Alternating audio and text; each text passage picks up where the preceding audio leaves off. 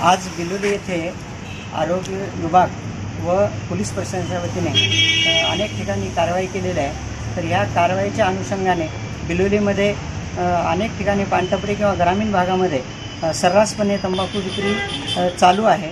तर त्या संदर्भात या ठिकाणी किती कारवाई झालेल्या आहेत आणि किती दंड झालेले आहेत हे आपण पोलीस प्रशासन आणि आरोग्य विभागांना काही प्रश्न विचारणार आहोत।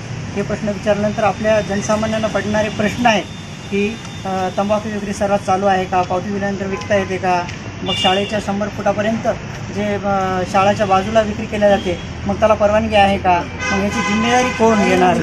तर ह्या ठिकाणी पोलीस ठाण्यासमोर काही दुकानं आहेत, मग त्याची जिम्मेदारी कोणाकडे आहे, हे सगळे प्रश्न आपण त्यांना विचारणार आहोत। त्या प्रश्नासाठी आपण सरांना प्रश्न विचारूया। सर, नांदेड जिल्ह्यात तंबाखू, गुटखा, बीडी, सिगरेट यावर नेमकी कोणती बंदी लागू आहे? सर, नांदेड जिल्ह्यातच नाही तर संपूर्ण भारतामध्ये जो काही तंबाखू प्रतिबंधित अधिनियम आहे 2003चा, त्याला आम्ही कोटपा अधिनियम 2003 म्हणतो।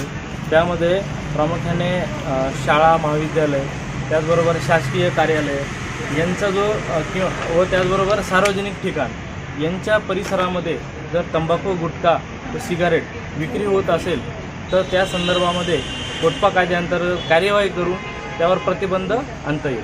बरं सर, तंबाखू बंदी असूनही काही दुकानामध्ये विक्री करण्याची परवानगी दिली जाते का? नाही सर, जे किराणा दुकान आहेत त्यामध्ये तर ज्या ठिकाणी खाद्यपदार्थ विकले जातात त्या ठिकाणी तंबाखू व तंबाखूजन्य पदार्थ विकण्यास प्रतिबंध आहे सर। त्यामुळे कोणत्याही किराणा दुकानामध्ये आपल्याला तंबाखू विकण्यास परवानगी नाही। आणि सर, विक्री करणाऱ्यावर आतापर्यंत किती कारवाई झाली आहे आणि त्यांचा आकडा काय आहे? सर, ओव्हरऑल जर यावर्षी 2025-26 चा नांदेड जिल्ह्याचा तंबाखू कोटपा कायद्याअंतर्गत केलेल्या जे आरोग्य विभागाच्या वतीने केलेला जो कार्यवाही आहे, तर एकूण आम्ही जवळपास 586 तंबाखू विक्रेत्यावर कार्यवाही करून त्यांच्याकडून जवळपास 86,000 रुपये एवढा दंड आम्ही 2025-26 या वर्षामध्ये वसूल केलेला आहे। सर, नागरिकांनी तंबाखू सोडण्यासाठी तक्रार करायची असल्यास कोणत्या ठिकाणी संपर्क करावा? टोल फ्री क्रमांक किंवा कुठला काही संपर्क आहे? जर कोटपा कायदा 2003चे जर उल्लंघन होत असेल तर अशा तंबाखू विक्रेत्यावर कार्यवाही करण्यासाठी एक शासनाचा टोल फ्री क्रमांक देखील आहे।